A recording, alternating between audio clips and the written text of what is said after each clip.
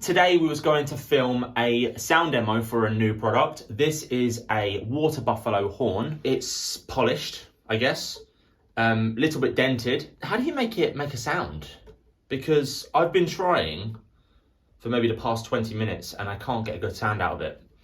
So if there is anyone who knows how to play this, please do comment and let me know what's going on, because I don't think I'm doing it right. This is what it sounds like when I do it.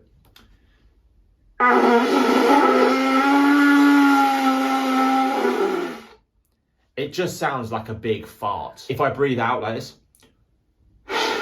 nothing happens. If I go like this, I'm making a fart sound, obviously, and it's just amplifying that fart sound. You don't even have to put your mouth around this, actually. You can put your hand around it, and then you can sort of make the fart sound into your hand. But it just does sound like a fart sound. I mean, surely it's not meant to sound like that, unless it is, in which case I'm playing it right. Whee!